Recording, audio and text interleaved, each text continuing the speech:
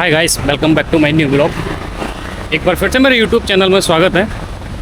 और जैसा कि मैंने आपको वादा किया था कि मैं एक ऐसी लोकेशन पर जाऊंगा जहां पे काफ़ी क्राउड हो।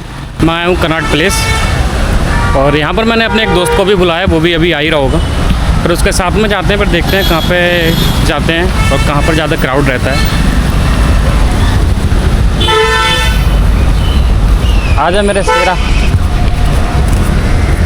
क्या चाल मैं समझा यहाँ पार्क का गेट ये था, फिर पार्क का गेट है। वही तो मैं सोच रहा था, मैं इसलिए यहाँ पे आ गया। मैं वहाँ पे छोड़ गया, कूड़े का गेट है। तो भाई अपना कहीं चलने का बना रहा है प्लान? कहाँ चले बता। जहाँ तेरा मन करे तो वहाँ ले चला मुझे। ऐसा मत बोल, चल मूवी देखने चल।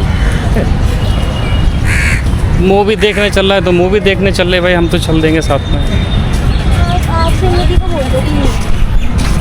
और बता। ये जिस तरह इस तरफ से ही एंट्री ली थी ना अपना मत। हाँ पापा ये भाई ये देखिए कहाँ चल रहा है आगे। ठंडा पानी भैया। नहीं भैया, झालमुड़ी झालमुड़ी झालमुड़ी।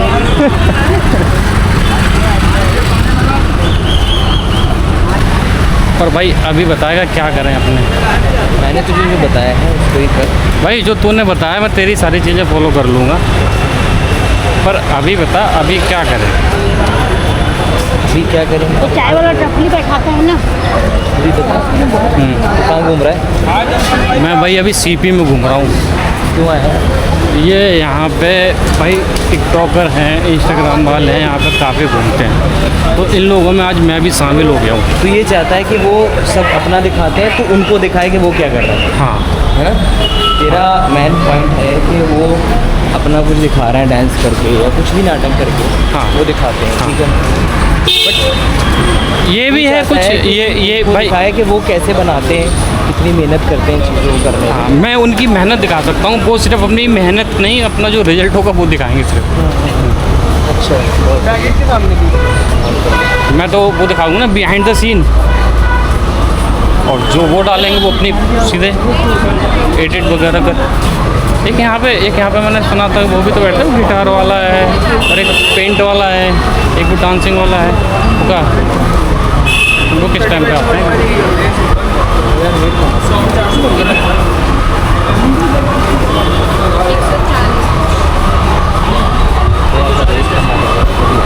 हैं?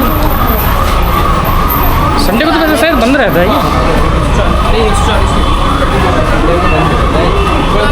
जैसे अभी तो ओपन लग रहा है।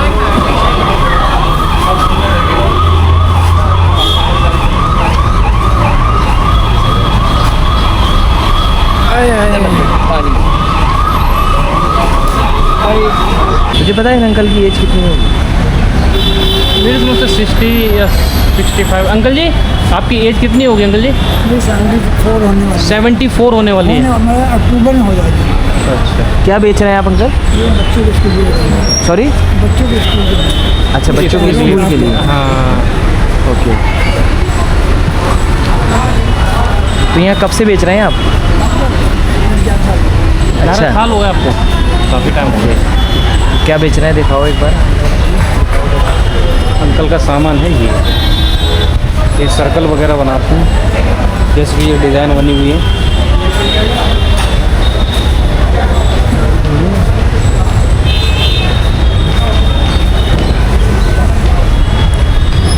जैसे कि अपने वो होते हैं ना स्केल वगैरह होते हैं, जैसे अपने कुछ भी सर्कल में कुछ बनाए उस टाइप का। अच्छा अच्छा, उसमें पेन बीच में रख के और वो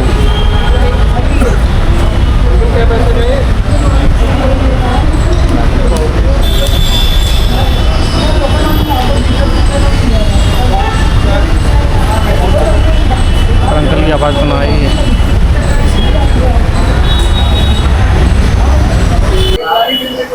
ये भाई अकेले घूम रहा है। उनको बोल दो भाई कैसे ये पूछ रहे हैं यहाँ क्यों घूम रहे हो? क्यों घूम रहे हो आप? हैं? जिंदगी से परेशान हो गया। अरे वो साइकिल कहाँ है? वो साइकिल साइकिल है तो इसी साइड पे शायद वो। लेकिन वो कंटेंट वो काट देना जो मैंने बोला है। वहाँ नहीं जाता, जितना बोलेगा ना उतनी बार तेरा और बोलूंगा। नहीं थोड़ी थोड़ी क्लिप पर डाल।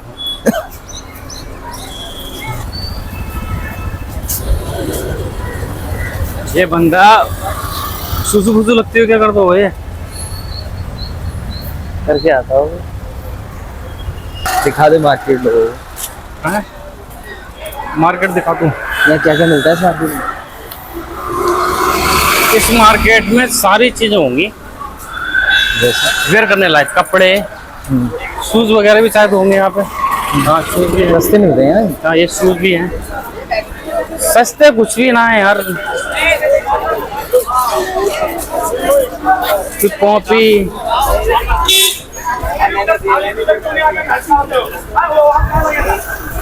ठीक है, सस्ता यहाँ पे कुछ भी ना है भाई। क्या ये वो अंडरग्राउंड है ना एक तो वो है बालिका वगैरह। हाँ अच्छा, अंदर थी वो बारी वाला स्टार्ट हो गया।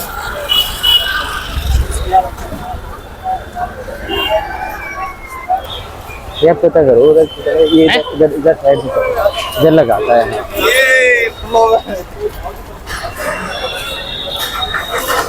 ये भी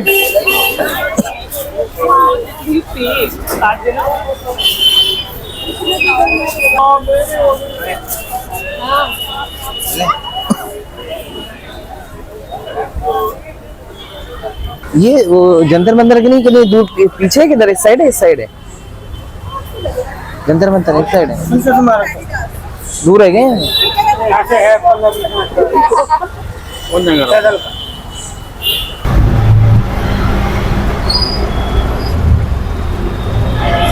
ये क्या खड़ा है ये, और वो जैसे वो खड़ा था गोल्डन, वही तो है ये। वो नहीं ये दूसरा है।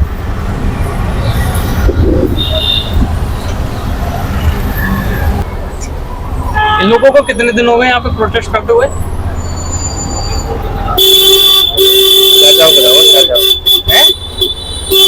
हो गया टाइम हो गया। पैदल आते हैं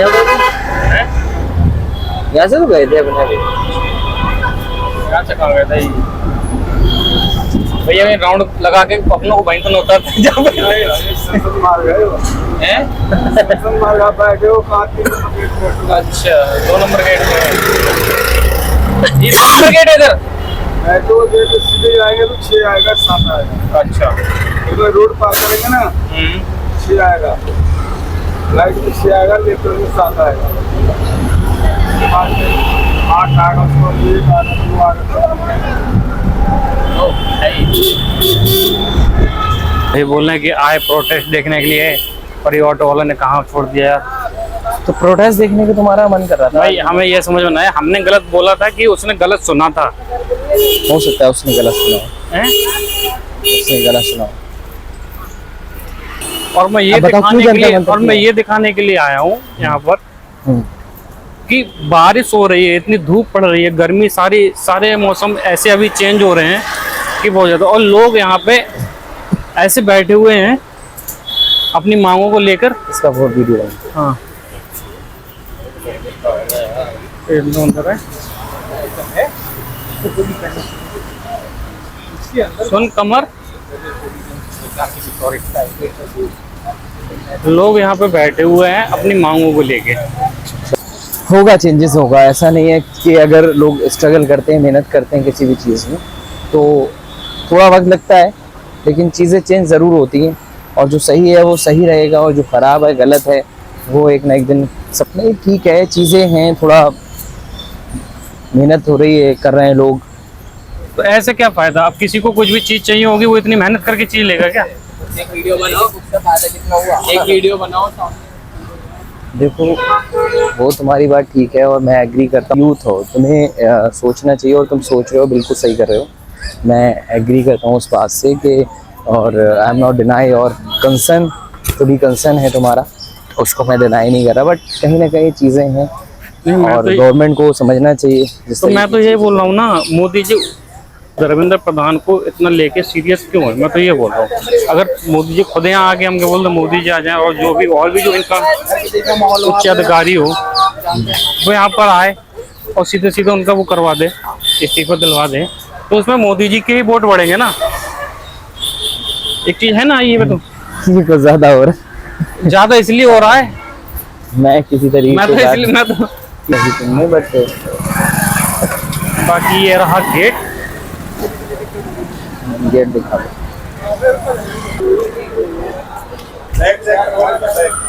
वो नहीं उनको फेस कर पा रहा हूँ। चुप नहीं रहा है देख सकते हो यार कितनी यहाँ पे पब्लिक है अभी, तो काफी टाइम हो गया है लोगों को। कमर क्या कहना चाहेगा भाई? अभी फिलहाल मैं देखना चाहता हूँ, फर्स्ट टाइम आया हूँ तो मैं देखना चाहता हूँ वो क्या रहता है।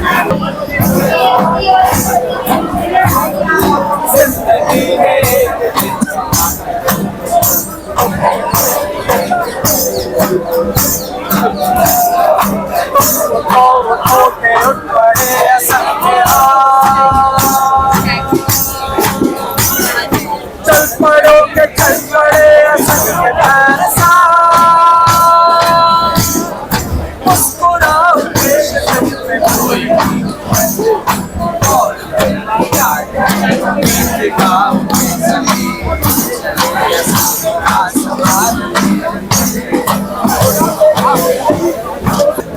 धर्मेंद्र प्रधान का इस्तीफा होगा, उसके बाद भारतीय जनता पार्टी जो केंद्र में सरकार है वो अच्छे से काम करेगी। यही तो कह रहे आप लोग सरकार के खिलाफ, मोदी के खिलाफ साजिश कर रहे हैं। अरे पहली बात तो मोदी देश नहीं है, बहुत बढ़िया भाई, पहली बात मोदी देश नहीं है, तो हम अपने हिंदुस्तान देश का विरोध नहीं कर रहे हैं।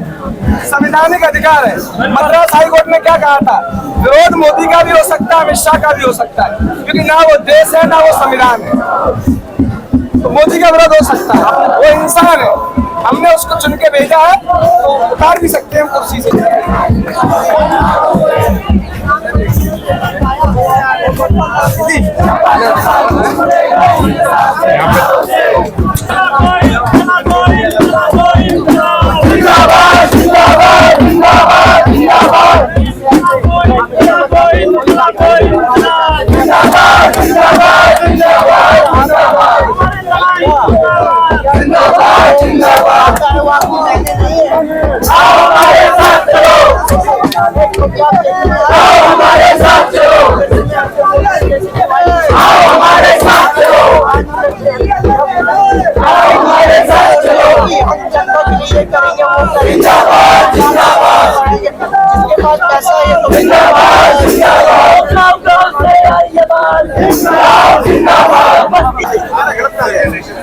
ये बहुत अच्छा है। मुझे नहीं लगता कि भविष्य में कभी भी शिक्षा के लिए किसी देश में किसी लड़ाई के लिए आगे बढ़ना। अगर आप किसी को सामने से गोली मारते हो किसी भी तरीके से मारते हो तो उसको मर्डर बोला जाता है। और यहाँ पे 17-18 बच्चे भी बड़े सुसाइड उन्होंने किया, ये भी एक तरीके से इनडायरेक्टली मर्डर है। ये प्री प्लान अगर कोई भी गवर्नमेंट वो तो तू अपनी राय दे। क्या राय है? मैं देख रहा हूँ लोगों का कितना परेशान है यार गर्मी में। आंदोलन उठा लीजिएगा। हाईजेक करने का मतलब ये होता है, मैं बताता हूँ सुनिए, हाईजेक करने का मतलब ये होता है कि आदमी आए अपने पर्पज के लिए यूज करे, अपने बोलता है, अपने पर्पज के लिए बोलते हैं। अरे ये इनके बता तो आप यही प्रकार के संजय सिंह को छोड़िए, सिंह आ गया तो हाईजेक हो गए। अरे और मैं गलत आप गलत हो जाओगे, हाथ मिलाने से गलत हो जाओगे। क्या बात कर रहे हैं? बिल्कुल हो जाता है भाई, ऐसे हो जाता है। अब एक बात बताओ, मैंने पढ़ना है कि आपको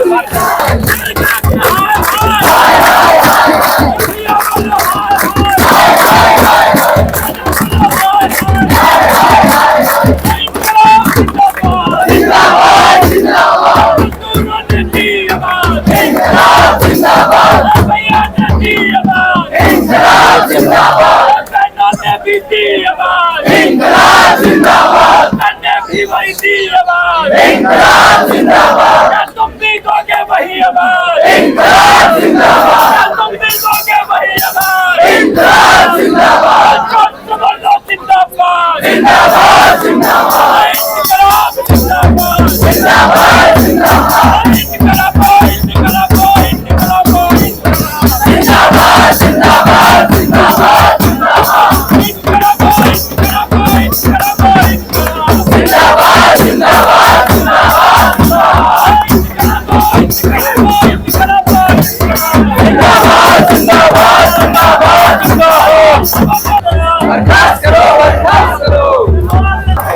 लोग यार परेशान हो रखे हैं और वैसे सुनने वालों कोई नहीं।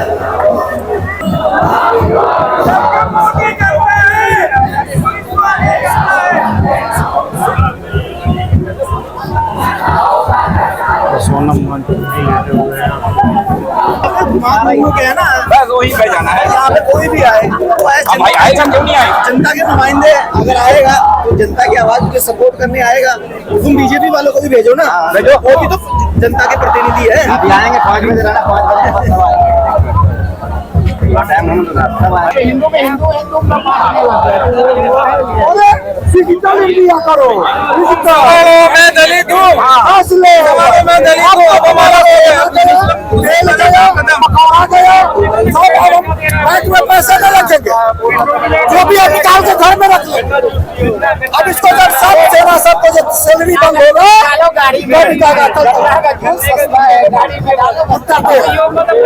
हमारे हाथ में चाबी, हम मालिक और चौकीदार, मालिक हो गया आपको चौकीदार बना ना, चौकीदार तो वही है, मालिक कोई और है। हम मालिक बनाया दूसरा कोई और है, चौकीदार तो वही है। जवान आदमी जो जनता मालिक होता है वो चौकीदार कर दिया। हमारे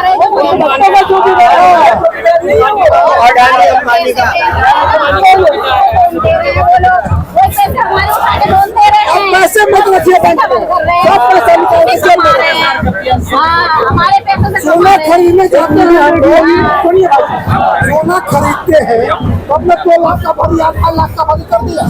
अब कर देंगे नहीं तो महंगा कर, वो जानी आबादी को देते रहो। हम डीजल खरीदते हैं तब ना 500 रुपए लीटर, 4800 400 रुपए लीटर खरीदना बंद, हम पैदल चले खरीदे बिना चैन हमारा 1 महीना का बॉर्डर पर से पुलिस जवान को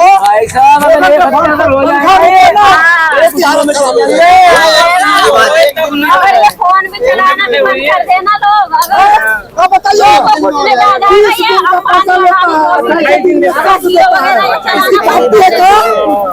लोग पब्लिक सुने पर भी सच्चाई है। एक मोदी और अमित शाह जी के अलावा, अमित शाह जी क्या लगाया इस आदमी के लिए, उसके अलावा और कोई किसी को नहीं जानता। ये इतने बेशर्म आदमी हैं, इतने बेशर्म आदमी हैं कि अभी कारगिल में शहीद हो गए जवान, उनको भी छुपा रहे हैं। बताइए, जब ये जवानों के नहीं हो सकते, ये किसानों के नहीं हो सकते, तो आपके बच्चों के कहाँ होंगे? अरे इतनी तो शर्म समझ, और उसको भी छोड़ो, चलो ये आपके बच्चों को छोड़ो, ये भगवान को भी नहीं छोड़ा। अभी देखो ना, ये छाती पीटते थे, जय श्री राम, जय श्री राम, जय श्री राम। एक पुलिया का उद्घाटन हो तो मोदी जी खड़े हो जाते हैं कि जी ये इन्होंने किया, बड़ा ऐतिहासिक काम किया, और वहाँ इतनी बड़ी चोरी हो गई। अरे उनकी हिम्मत नहीं है, ये इन्होंने करवाया है सारा काम, ऐसा ना, और कोई करवाने वाला नहीं है। अभी जाग जाओ अपने बच्चों के फ्यूचर के लिए। अगर आप नहीं खड़े होंगे तो एक दिन जुबान आपकी बंद कर दी जाएगी। जिंदा रहना है तो जिंदा दिखने भी चाहिए। मतलब अभी यहाँ पे ऐसा हाल हो गया है कि नेता या मंत्री लोग जो भी हैं, किसी की कुछ सुनने को राजी नहीं है, जबकि करना वही है, लास्ट में रिजल्ट वही निकलेगा, माननी तो पड़ेंगे। अभी यह है कि काफ़ी कम लोग हैं, कुछ टाइम बाद पता नहीं यहाँ की तादाद भी ज़्यादा बढ़ सकती है।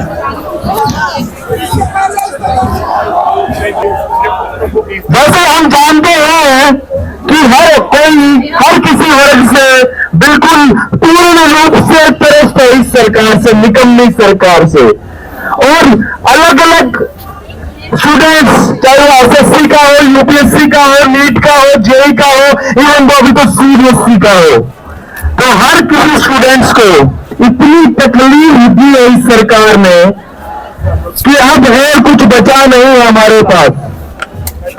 अब इसी क्रम में मेरे पास यूपीएससी और एसएससी के कुल 12 स्टूडेंट या 13 स्टूडेंट मेरे साथ आए हैं अभी, जो अभी अपनी पेपर यहाँ पे हमारे सामने रखेंगे और वो बताएंगे कि कैसे टेक्निकली, कैसे फिजिकली, कैसे लैब से और कैसे फिजिकल पेपर के थ्रू ये लोग धांधलेबाजी कर रहे हैं, ये लोग ये घोटाला कर रहे हैं, and this is not a paper leak, this is a scam, totally सुनियोजित स्कैम। गुड इवनिंग एवरीवन, मैं प्रियांशी हूँ और मैं एक यूपीएससी एस्पिरेंट हूँ।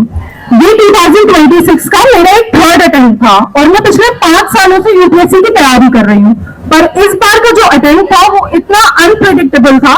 सीधा सीधा यूपीएससी ने हमारे करियर के साथ एक एक्सपेरिमेंट किया है, हमारे साथ ही एक्सपेरिमेंट किया है। प्रीलिम्स का सिलेबस मात्र 6 लाइनों में डिफाइन किया गया है, तो अब 6 लाइनों में हमें तो नहीं पता चल पाएगा ये सिलेबस क्या है। खाली पॉलिटी, हिस्ट्री, ज्योग्राफी कितना पढ़ना है, क्या पढ़ना है, हमें नहीं पता। तो इससे बहुत ज्यादा सब्जेक्टिविटी आ जाती है यूपीएससी एग्जाम प्रिपरेशन में, कुछ भी डिफाइन सिलेबस नहीं है। और रही बात दूसरे पेपर की जीएसटी विच इज सीसैट, तो उसका सिलेबस जो भी हमें बताया गया है वहां तक रिस्ट्रिक्टेड रहते ही नहीं है। कैट लेवल के और मैथ्स के काफी हाई लेवल के क्वेश्चंस हमसे पूछे जाते हैं। तो basically this is the demand to kindly restrict the syllabus of UPSC prelims as well as CSAT and to be restricted to the syllabus। और ये कि 2026 का अटेम्प्ट हमारा अटेम्प्ट काउंट ना किया जाए, बिकॉज बहुत सारे ऐसे एस्पिरेंट्स थे जो जिनका लास्ट अटेम्प्ट था, या फिर बहुत जो सीरियस एस्पिरेंट्स भी थे उनके साथ भी बहुत ज्यादा पार्शियलिटी हुई है, because this attempt was completely luck based, it was not at all testing our knowledge, so this is very discriminatory। जय हिंद प्यारे साथियों, मैं देश कुमार रेलवे का एस्पिरेंट हूँ, यानी कि रेलवे का मैं यानी कि तैयारी करने वाला छात्र हूँ। प्यारे साथियों, रेलवे में करीब 3 करोड़ विद्यार्थी फॉर्म भरते हैं और रेलवे में अनियमितताएं इतना है कि कुछ कहने का नहीं। एक तो सरकार पेपर जैसे तैसे कराती है, छात्रों को एग्जाम सेंटर जहां तहां भेज देती है, इसके साथ ही साथ रेलवे का कोई ठोर ठिकाने का सिलेबस नहीं, जैसे मन वैसे सवाल पूछती है, और जब रिजल्ट आता है तो रिजल्ट में छात्रों को नॉर्मलाइजेशन से बाहर कर दिया जाता है। जो छात्रों का मार्क्स होता है, मार्क्स को कम कर दिया जाता है और उसके कट ऑफ लेवल को भी नीचे कर दिया जाता है और छात्रों को रिजल्ट से सेवा के लिए बाहर कर दिया जाता है। और मैं सरकार से कहना चाहता हूं कि जिस तरह से आप एसएससी का सवाल, एसएससी का एग्जाम कराते हैं कि सारे यानी कि विभाग का एक साथ एग्जाम कराते हैं, उसी तरह से आप रेलवे के सारे जोन यानी सारे बोर्ड का एक साथ एग्जाम कराइए और मेरिट के आधार पर छात्रों को विभिन्न जोन में उनके रैंक के आधार पर बांटने का काम करिए। इससे हर एक छात्रों को उसके हक और हिस्सा मिलेगा। नहीं तो बहुत सारे छात्र होते हैं सिर्फ और सिर्फ जोन को चूज करने में ही कंफ्यूज हो जाते हैं, इतना कंफ्यूज हो जाते हैं कि उनको पता ही नहीं चलता कि हम किस जोन में फॉर्म भरे। इसी के कारण कुछ जोन का कट ऑफ मात्र 60-50 तक जाता है, कुछ जोन का कट ऑफ 80 चल जाता है। इससे मेहनत करने वाले छात्र के साथ, उनके भविष्य के साथ और उनके माता पिता के सपनों के साथ खिलवाड़ होता है। इसलिए मैं सरकार से, रेल मंत्री से अनुरोध करूंगा कि आप जो है इस छात्रों को एग्जाम पूरे बोर्ड का एक साथ कंडक्ट कराइए और जो नॉर्मलाइजेशन की प्रक्रिया है, नॉर्मलाइजेशन की प्रक्रिया को स्पष्ट करें। सरकार को इतने पर भी तो सुन लेना चाहिए, क्योंकि हमने तो चुन के उनको बनाया, अगर वो अगर ये चीज़ें कंप्लीट पूरी नहीं करेंगे तो फिर इन चीज़ों को कौन देंगे? क्योंकि कुर्सी आपको हर समय तो नहीं रखेगी, 5 साल तक रखेगी, उसके बाद फिर उतार फेंकेगी, क्योंकि आपको वोट मांगने आना जनता के पास ही है। अगर आप जनता की ही चीज़ें पूरी नहीं करोगे तो हम आपकी कुर्सी पर क्यों रखें?